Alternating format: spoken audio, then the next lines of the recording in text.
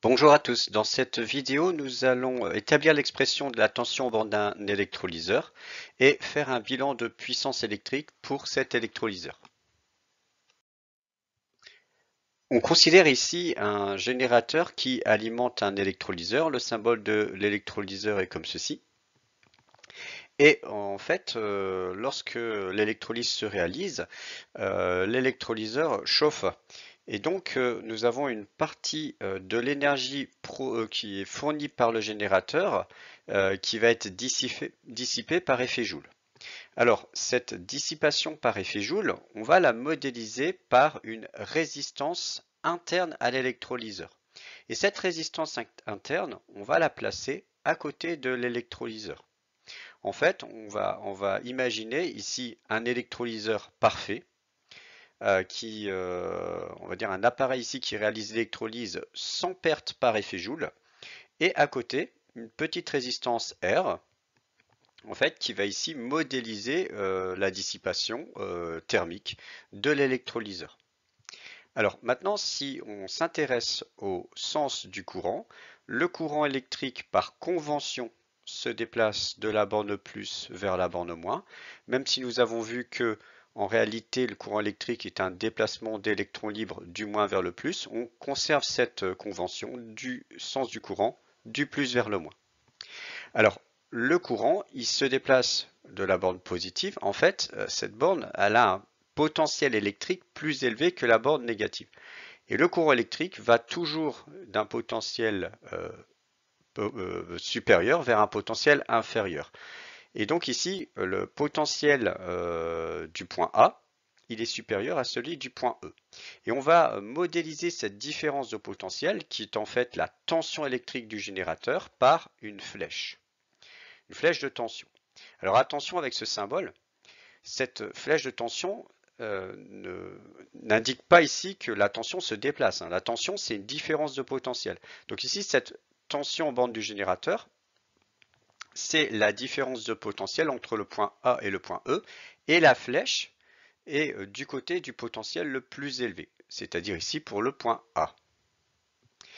Ensuite, intéressons-nous à la différence de potentiel entre les points A et B. Les points A et B sont reliés par un fil, et il faut savoir que la tension aux bornes d'un fil est nulle. En fait, deux points qui sont reliés par un fil électrique sont au même potentiel. Donc comme le potentiel électrique du point A est le même que le potentiel électrique du point B, la tension est nulle. Donc on ne va pas représenter de flèche de tension entre ces deux points. Par la suite, nous avons un dipôle, la résistance interne de l'électrolyseur. Et ici, comme le courant va de B vers C, eh bien, ça veut dire que le potentiel électrique du point B est supérieur à celui du point C. Comme je l'ai dit précédemment, le courant électrique se déplace toujours des potentiels les plus élevés vers les potentiels les plus faibles. Comme le courant se déplace de B vers C, ça signifie que le potentiel du point B est supérieur à celui du point C. Par conséquent, la flèche de tension va être ici orientée comme ceci. C'est-à-dire qu'on va mettre la flèche pour le point B. De la même manière pour l'électrolyseur parfait, le courant électrique se déplace du point C vers le point D. Ça signifie que le potentiel du point C est supérieur à celui du point D. Donc, on va représenter la flèche de tension pour l'électrolyseur parfait, ici orientée vers le point C, la flèche du côté du point C. Alors, cette tension aux bornes de l'électrolyseur, tension idéale en fait, s'il n'y avait pas de résistance interne, on la note E.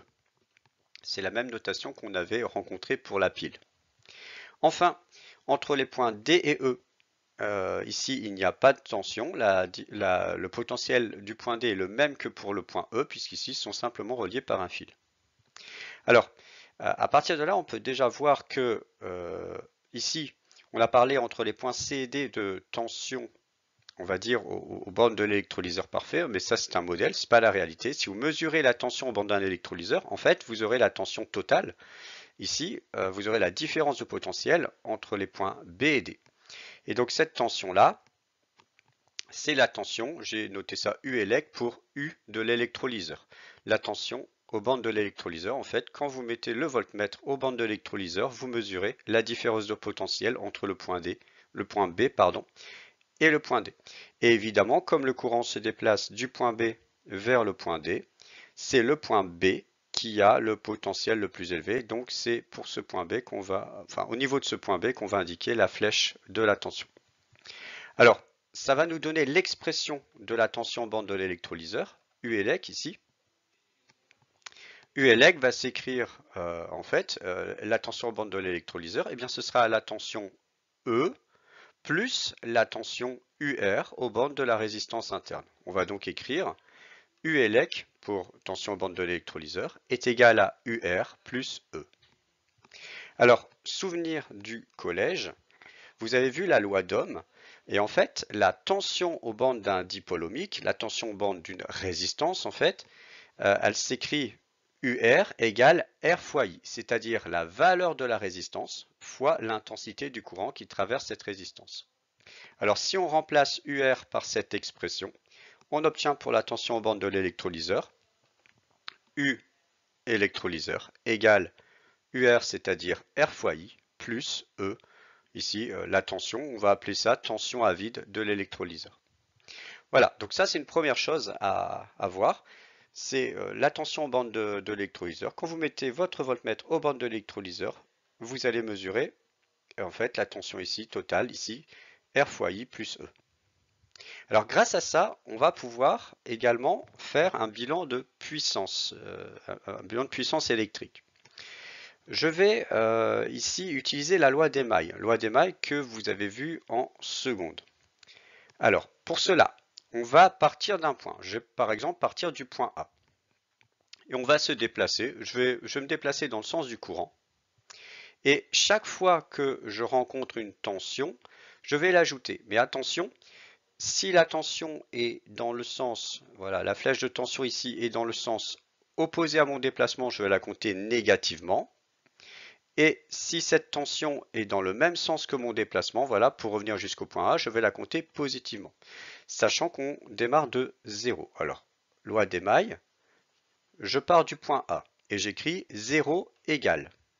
Donc 0 égale en partant du point A. Je me déplace là dans le sens du courant. Je rencontre la tension UR, mais cette tension est orientée dans le sens opposé à mon déplacement. Donc je vais écrire moins UR. Je continue. Je rencontre la tension E, là aussi orientée dans le sens opposé à mon déplacement, donc moins E. Je continue. Je dois retourner jusqu'au point A et je vais là maintenant rencontrer la tension UG qui est orientée dans le même sens que mon déplacement. Donc là, je vais écrire plus UG. Voilà, cette petite technique nous permet d'écrire la loi d'Émaille sans difficulté. Et c'est en fait, cette loi d'Émaille, c'est une relation entre toutes les tensions dans ce circuit, ici où tous les dipôles sont en série. Donc 0 égale moins UR moins E plus UG. On peut l'écrire également, ça revient au même. Si on fait passer moins UR et moins E vers la gauche, de l'autre côté, ça va s'écrire UG égale UR plus E. Alors cette loi d'Émaille, elle va nous permettre de découvrir la relation qu'on a entre les différentes puissances pour ce circuit, avec un nouveau rappel de collège. Alors au préalable, je vais d'abord exprimer UR comme je l'ai fait précédemment. En fait, UR comme c'est égal à R fois I, et bien ici je remplace UR par R fois I, j'ai donc l'expression UG égale R fois I plus E. Alors comme je l'ai dit, on va utiliser une notion vue au collège, c'est que la puissance d'un dipôle, la puissance électrique d'un dipôle, s'écrit valeur de la tension en bande de ce dipôle fois intensité du courant qui le traverse, P égale U fois I. Alors, je vais utiliser cette relation et je vais multiplier chaque terme par l'intensité du courant. J'aurai donc UG égale R fois I plus E, le tout multiplié par I. Alors ce que je fais là, c'est juste un artifice de calcul pour aboutir aux expressions des puissances, vous allez voir. Donc en distribuant ici, en faisant le produit fois I pour chaque terme, on obtiendra UG fois I est égal à R fois I, c'est-à-dire à R fois I carré, plus E fois I.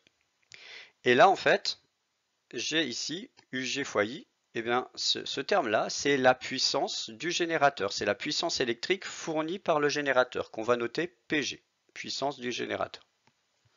Ce terme R fois I carré, eh bien ça, c'est la puissance dissipée par effet Joule par la résistance interne. On a dit précédemment que l'électrolyseur chauffe, il y a de l'énergie thermique qui est perdue en fait, et donc l'expression de cette puissance perdue par effet Joule, c'est R fois I carré, qu'on va noter PJ.